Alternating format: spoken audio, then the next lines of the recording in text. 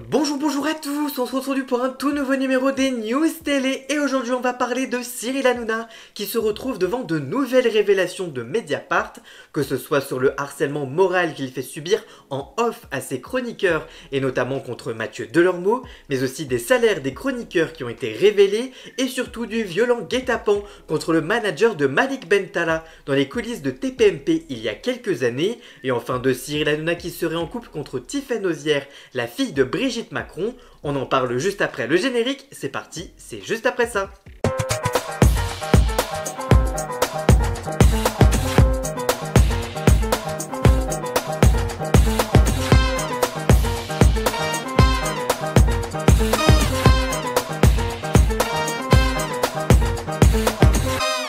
C'est un article qui risque de faire réagir. Ce mardi 18 mars 2025, Mediapart a publié une longue enquête signée Younes Abzouz et David Perrotin. Les deux journalistes se sont intéressés aux sombres coulisses de Touche pas à mon poste dans un article intitulé Menaces, lynchage et règlement de compte. Bienvenue chez Cyril Hanouna hors caméra. Alors que le talk show est désormais diffusé tous les jours en direct sur les box et les plateformes, après la décision de l'Arcom de ne pas reconduire la fréquence de C8 sur la TNT, dans une longue enquête publiée par Mediapart ce mardi 18 mars, David Perrotin et Younes Abzouz dévoilent la quasi-totalité des factures des chroniqueurs de Touche pas à mon poste. La plupart d'entre eux ont une mise assurée à la fin du mois. Peu importe leur nombre d'apparitions, les chroniqueurs sont pour la plupart assurés d'avoir un minimum garanti, et ce minimum peut être évidemment rehaussé si les fréquences à l'antenne sont renforcées. Ce système n'est pas illégal et au contraire fréquent en télévision, comme l'indique Clément Garin. C'est notamment la norme pour les feuilletons comme Demain nous appartient, Ainsi grand soleil, Ici tout commence ou encore Plus belle la vie, qui offrent un salaire garanti aux réguliers et principaux, même lorsqu'ils ne sont pas dans les intrigues. La chroniqueuse la mieux rémunérée est Kelly Vedovelli. Si la jeune femme est présente que 8 fois par mois, elle en ressort avec 16 000 € par mois, soit 2 000 € par émission, les lundis et les mardis. En février 2024, elle a également perçu une facture record de 19 000 € puisque 3 000 € lui avaient été allégués pour l'émission PAF à laquelle elle n'a jamais participé. Les deux suivants ne participent même pas à Touche pas mon poste et sont pourtant les deux hommes les mieux payés du groupe, Eric Nolot et Yann Moix. Les deux chroniqueurs du talk qui précèdent TPMP sont mieux payés que les figures pionnières avec 16 000 € chacun par mois. Dans TPMP, Gilles Verdez a un minimum garanti de 9 000 € pour au moins 10 émissions par mois, soit 900 € par émission. Géraldine Maillet est encore mieux lotie avec 1 200 € par émission et un minimum garanti de 8 émissions par mois, soit 9 600 € au minimum, sachant que ces deux derniers font toutes les émissions, soit une vingtaine par mois. Leurs factures respectives dépassent ainsi les 18 000 € pour le premier et 24 000 € pour la seconde. Raymond a un minimum garanti de 10 000 € et participe également à toutes les émissions, ce qui lui aussi lui assure une facture mensuelle au moins du double. Du côté des autres chroniqueurs, Jean-Michel Maire, Bernard Montiel ou encore Valérie Benaïm perçoivent 1 000 € par émission, tandis que Daniel Moreau n'a un peu que les miettes avec 900 € par émission. Enfin, côté petites nouvelles telles que Juliette Briens et Dania Carla Stental, qui étaient chroniqueuses dans Face à Hanouna, ces dernières étaient rémunérées à hauteur de 600 € pour la première et 400 € pour la seconde. Mais la plus grosse des révélations, c'est surtout les violences physiques et psychologiques, notamment contre ses chroniqueurs et notamment dans l'article que révèle Mediapart contre Mathieu Delormeau, révélé au grand public lorsqu'il présentait quotidiennement le MAG sur Énergie 12. Mathieu Delormeau a ensuite rejoint la bande des chroniqueurs et de Cyril Hanouna sur C8. Rapidement, l'animateur est devenu un visage incontournable de Touche pas à mon poste. Cependant, il a finalement pris la décision de quitter l'émission il y a maintenant 2 ans. Depuis, il a été arrêté à 2 reprises par la police en train d'acheter de la drogue. Si Mathieu Delormeau semblait être très complice avec Cyril Hanouna sur le plateau de TPMP, les deux hommes auraient néanmoins connu un grand moment de tension dans les coulisses. Selon les dernières révélations de Mediapart, l'animateur aurait menacé de s'en prendre physiquement à son chroniqueur après que ce dernier n'ait pas rigolé à ses blagues le 13 février 2023. À ce moment-là, l'ancien animateur vedette d'Énergie 12 était contrarié par le fait que 2 de ses proches étaient gravement malades. Cyril Hanouna avait alors lancé à l'antenne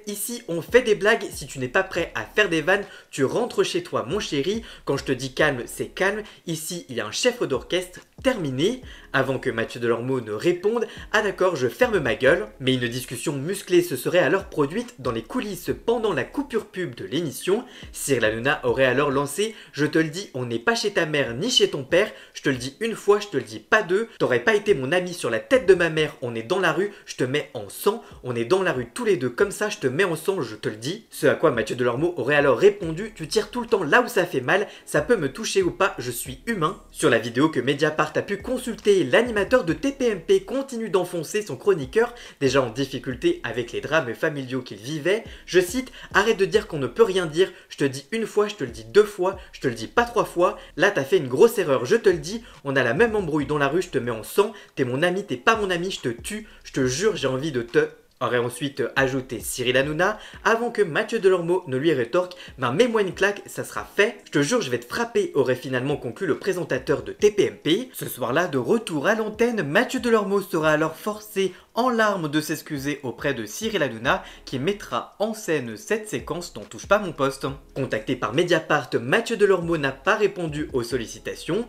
De son côté, l'avocat de Cyril Hanouna dément les propos attribués à l'animateur. Je cite « Mon client conteste évidemment les propos que lui sont rapportés et rappelle qu'à la coupure pub, il y a plus de 100 personnes autour de lui sur le plateau », ainsi déclaré M. Stéphane Asbagnan. Dépendant financièrement et totalement docile, les chroniqueurs encaissent mais reviennent toujours. Les rares qui claquent la porte sont contraints au silence par des clauses de confidentialité, révèle alors Mediapart. Par ailleurs, le journal d'investigation dévoile aussi qu'un incident violent s'était produit dans les loges de l'émission le 2 octobre 2019. Ce jour-là, Malik Bentala, alors ami avec le présentateur, est invité du programme pour parler de son dernier spectacle.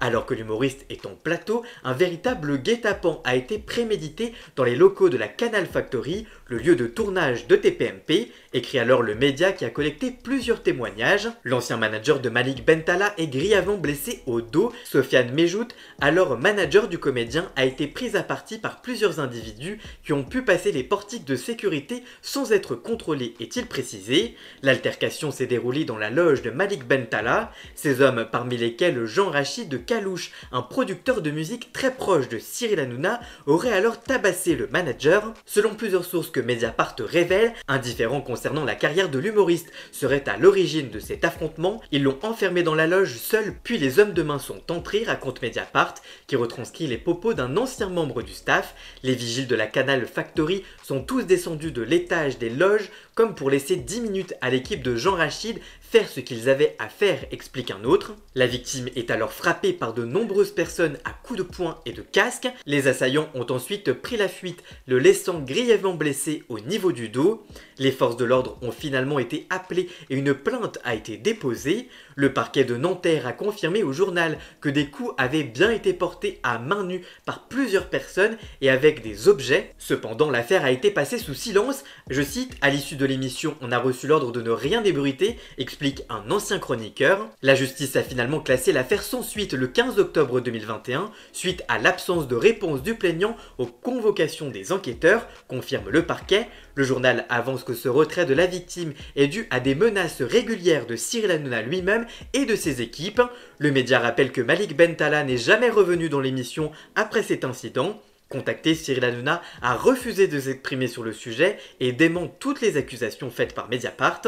Le journal révèle aussi que plusieurs journalistes auraient été menacés en interne, comme Adrien Matou de Marianne, mais aussi Franck Hanès, le patron de Society, et Patrick Menet, le réalisateur du Vu sur France 5, ce dernier ayant été largué de Canal+, suite à un montage sur l'animateur. Plusieurs articles de presse, notamment critiques contre l'animateur, ont reçu des pressions et ont fait supprimer dans la foulée les articles. L'avocat de Cyril Hanouna dément et conteste à nouveau toutes les accusations. Enfin, dans la foulée de ces révélations, Cyril Hanouna et Tiffaine Ozière seraient en couple depuis peu selon Paris Match, journal qui appartient à Vincent Bolloré, actionnaire de TPMP et grand ami de Cyril Hanouna. Le journal People déroule leur histoire sur 6 pages, photos à l'appui. On y voit l'animateur et la fille de Brigitte Macron dîner en tête-à-tête dans un restaurant parisien du 8e arrondissement. Tous deux repartent ensuite à leur côté très discrètement, sans geste tendre. Ils se sont découverts sur le plateau de Touche pas mon poste. L'avocate Tiffaine Ozière 41 ans, était venue en mai dernier présenter son roman Assise avant de devenir chroniqueuse judiciaire dans l'équipe de TPMP. Baba aurait été épatée par l'assurance et le professionnalisme de la belle-fille du président de la République et l'amitié aurait basculé vers une histoire plus intime que tous les deux auraient annoncé ce mois-ci à leurs proches. Je cite, à l'Elysée, c'est la stupéfaction, précise l'hebdomadaire, mais la première dame soutient toujours ses enfants, quelle que soit leur décision, elle est à leur côté. Cette fois encore, elle démontre à Tiphaine toute sa compréhension, explique-t-on. Un proche de Cyril Hanouna est tombé des nues en voyant ce mercredi matin la une de Paris Match. Je cite, personnellement, je ne suis pas au courant, il n'y a eu aucune photo révélatrice dans le reportage révélé par Paris Match, et franchement, il arrive très souvent à Cyril d'inviter certains membres de l'équipe le soir à dîner après l'émission, c'est son habitude, rien de bien nouveau. Alors coup monté pour couvrir les révélations de Mediapart ou vraie histoire d'amour, nul doute que l'animateur devrait réagir ou s'exprimer dans les prochaines heures, notamment dans TPMP. Et vous, que pensez-vous des révélations de Mediapart sur la violence de Cyril Hanouna, mais aussi sur les salaires des chroniqueurs de TPMP, et enfin sur la révélation de Paris Match sur la relation entre Cyril Hanouna et Tiphaine Auzière? Dites-moi tout ça dans les commentaires, je vous lirai bien évidemment. Voilà, j'espère que cette vidéo vous aura plu et informé. Si c'est le cas, n'hésitez pas à la liker, la commenter, la partager sur les réseaux sociaux, à me rejoindre sur tous mes réseaux sociaux à moi. Tous les liens sont dans la description. Vous pouvez également prendre un petit abonnement de 3 € par mois pour me soutenir. Vous pouvez également faire un don du montant que vous le souhaitez pour m'aider financièrement. Vous pouvez aussi vous abonner gratuitement à cette chaîne YouTube. Ça me soutiendra notamment au niveau de l'algorithme. Dans la description, vous retrouverez également tous les liens pour retrouver Jason, alias Ian Scott, pour la musique de fond et le générique de cette vidéo. Et nous on se retrouve très vite pour une toute nouvelle vidéo. A très bientôt, ciao ciao.